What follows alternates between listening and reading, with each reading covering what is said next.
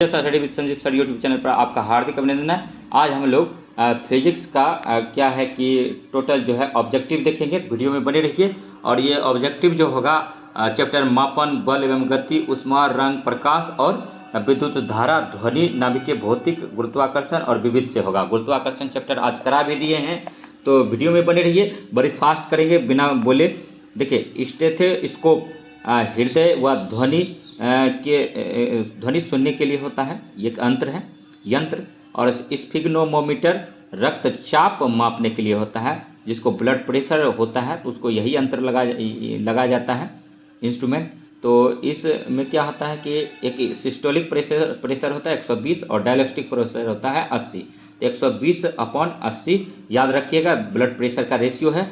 और नेक्स्ट देखिए, ठीक है, तो ये सब चीज़ इसी के द्वारा दिया था कि स्टेथोस्कोप से चिकित्सीय यंत्र है।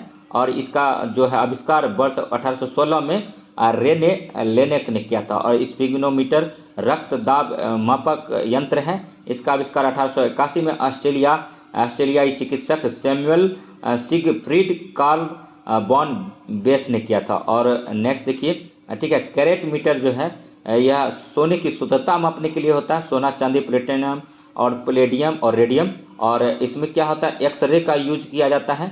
और लक्स मीटर क्या होता है, ये चमक की तीव्रता मापते हैं, इंटेंसिटी ऑफ ब्राइटनेस मापते हैं। मतलब है लक्स मीटर का प्रयोग किसी क्षेत्र में विशेष में पड़ने वाले प्रकाश द्वारा उत्पन्न चमक की तीव्रता मापते हैं, तो याद रखिएगा। और नेक्स्ट देखिए, दूसरा नंबर क्वेश्चन पर आते हैं। ठीक है, आमीटर जो है विद्युत धारा मेजर करते हैं, हाइग्रोमीटर से सापेक्षिक आर्द्रता करते हैं, स्प्रिंग तुला जो है भार मापते हैं और बैरोमीटर से दाब मापते हैं। नेक्स्ट देखिए कि आमीटर किसी विद्युत परिपथ में बहने वाली धारा करंट को मापने के लिए प्रयोग किया जाता है।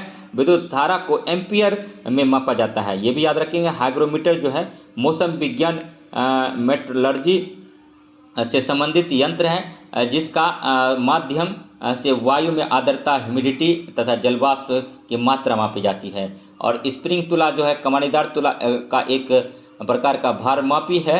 और इसमें एक सिरे से स्प्रिंग लगी होती है, वह सिरा स्थिर होता है तथा दूसरे सिरे पर एक हुक लगा होता है। और इसी हुक से किसी वस्तु को लटकाकर उसका भार ज्ञात किया जाता है। और नेक्स्ट है बैरोमीटर है, यंत्र की सहायता से वायुमंडलीय दाब मापा जाता है, याद रखिएगा।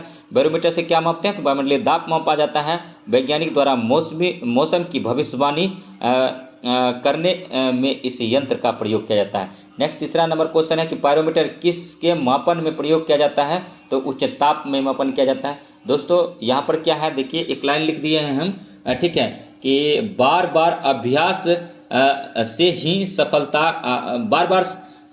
ही सफलता का मूल मंत्र है वास्तव में, ठीक है। और अभ्यास जो कीजिए, अभ्यास कोई भी प्रैक्टिस का सकारात्मक सोच के साथ कीजिए। और ठीक है, कोई भी एग्जाम में जो अटेम्प्ट लीजिए वहाँ पॉजिटिव सोच के लीजिए, ना कि नेगेटिव सोच के लीजिए। नेगेटिव चीज़ें आपको दूर ले जाती है उस चीज़ से, और पॉजिटिव चीज़ें नज़दीक लाती है। जैसे आप बचपन में देखे होंगे, जब स्कूल में आप, जैसे कि बहुत सारे लड़के होते हैं अपने फ्रेंड में बोलते हैं कि यार ये लड़की बहुत अच्छी लगती है हमको, ठीक है। ऐसा वल्गर बात तो नहीं है, लेकिन समझने वाली बात है। लड़कियां भी बोलती हैं कि हाँ ये लड़का बहुत लंपट है, मूर्ख है, ठीक है। और मतलब कई तरह के गालियां भी देती है, ठीक है, अक्सर सुने होंगे। लेकिन उसमें क्या होता है कि जो लड़का जिस लड़की से दोस्ती करना चाहता है तो बोलता है, दूसरा लड़का कहेगा अबे साले तुमसे नहीं होगा, लेकिन लड़का पुनः प्रयास करता है, बाद में दोस्ती भी हो जाता है। तो वही बात है, जैसे कि अभी देखिए, ठीक है, SDM का दोस्ती हो गया उनसे, मनीष दुबे से, ठीक है। तो जो कि नहीं होना चाहिए, क्योंकि उनका शादीशुदा थी, ठीक है। और उनका एक पति के प्रति कर्तव्य था, और बच्चे के प्रति रेस्पॉन्सिबिलिटी था, मतलब बच्चों के प्रति रेस्पॉन्सिबिलिटी था। और एक योग्य माता थी, ठीक है। और उनका एक पूरा परिवार था, और सब अभी देखिए मतलब विखंडन हो गया, ठीक है। और किस कगार पे है। तो नेक्स्ट आते हैं टॉपिक पर। निम्न में से भूकंप मापी यंत्र कौन सा है, तो सिस्मोग्राफ है। और 6 नंबर क्वेश्चन है कि महासागर में डूबी हुई वस्तुओं की स्थिति जानने के लिए निम्न में से किस यंत्र का प्रयोग किया जाता है, तो सोनार का किया जाता है। सिर्फ आप फटाफट क्वेश्चन लगाएंगे। आकाश करने की दर को क्या कहते हैं, तो शक्ति कहते हैं। और वाट है शक्ति का मात्रक है। और देखिए नॉट जो होगा, नॉट जो दोस्तों हो जाएगा, ठीक है, वाट हो जाएगा शक्ति का, और नॉट हो जाएगा ठीक है समुद्री जहाज की गति का, और नेक्स्ट देखिए नॉटिकल मील हो जाएगा दोस्तों समुद्री दूरी का, और प्रकाश वर्ष हो जाएगा अंतरिक्ष में दूरी का। तो अब इसके बारे में डिटेल था, लेकिन उतना हम नहीं करेंगे, टाइम नहीं है, फटाफट करते चलेंगे। शक्ति का मात्रक क्या है? वाट है। शक्ति का मात्रक है वाट है। हम जो करा रहे हैं करते रहिए, अगर आपका नहीं होगा तो ठीक है किसी का नहीं होगा, टेंशन मत लीजिए, किसी का होगा भी तो ठीक है, लेकिन नॉर्मल जो है उनका नहीं होगा।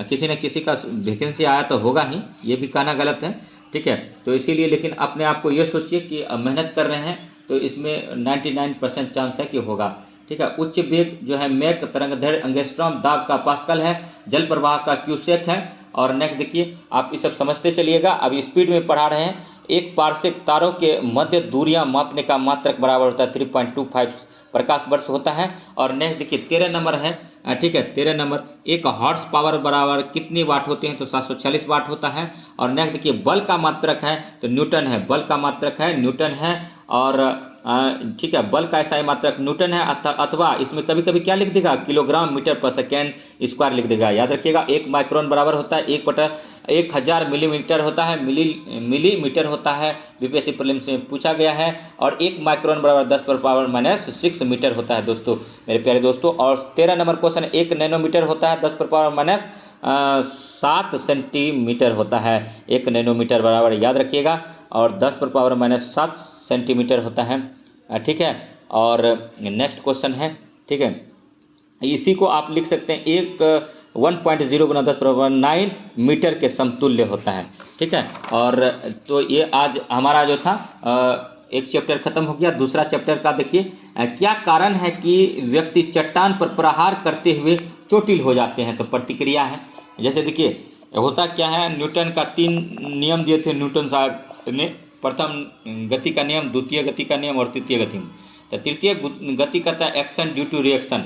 जैसे कि यहाँ पर क्या क्वेश्चन है, थोड़ा ध्यान से देखेंगे। क्या कारण है कि व्यक्ति चट्टान पर प्रहार करते हुए चोटिल हो जाता है? देखिए चट्टान जो है उसमें स्थितिक ऊर्जा बनी हुई है, ठीक है, और वह कहीं ना कहीं न्यूटन फर्स्ट नियम का के कारण अपनी अवस्था बनाए हुए है, ठीक है। तो अब जब उस पर हम क्या करते हैं, ठीक है, यहाँ पर ठीक है, तो कहीं ना कहीं क्या होता है, जब उस पर हम प्रहार करते हैं तो उधर से भी फोर्स लगाता है, तो एक्शन ड्यू टू रिएक्शन हो जाता है, मतलब वहाँ तीसरा नियम भी काम कर जाता है न्यूटन का। तो इसीलिए ठीक है, व्यक्ति को चोट लग जाता है और प्रतिक्रिया करता है। तो एक देखिए, एक समान गति के साथ एक वस्तु त्वरित हो सकती है, आंसर हो जाएगा। और नेक्स्ट देखिए, निम्नलिखित में से कौन सा आभासी बल है? तो केंद्रीय बल जो होता है आभासी बल होता है। और चौथा नंबर क्वेश्चन है दोस्तों, न्यूटन का गति का पहला नियम किससे संबंधित है? तो जड़त्व से है। और नेक्स्ट देखिए, एक साइकिल चालक को वृत्तीय गति में किस ओर झुकाव होना चाहिए? तो केंद्र की ओर होना चाहिए। और नेक्स्ट जो है, वृत्तीय पथ पर गतिशील एक वस्तु का उदाहरण है, एक समान गति और चर वेग। और नेक्स्ट देखिए, एनसीईआरटी का ये टोटल क्वेश्चन लिया गया है दोस्तों, और वीडियो में बने रहिए, ठीक है। अब देखिए, रॉकेट किस सिद्धांत पर कार्य करता है? तो रेखीय संरक्षण सिद्धांत पर कार्य करता है। रॉकेट किस सिद्धांत पर कार्य करता है? तो रेखीय संवेग संरक्षण के सिद्धांत पर कार्य करता है। और नेक्स्ट देखिए, ठीक है, 8 नंबर क्वेश्चन, एक नाव में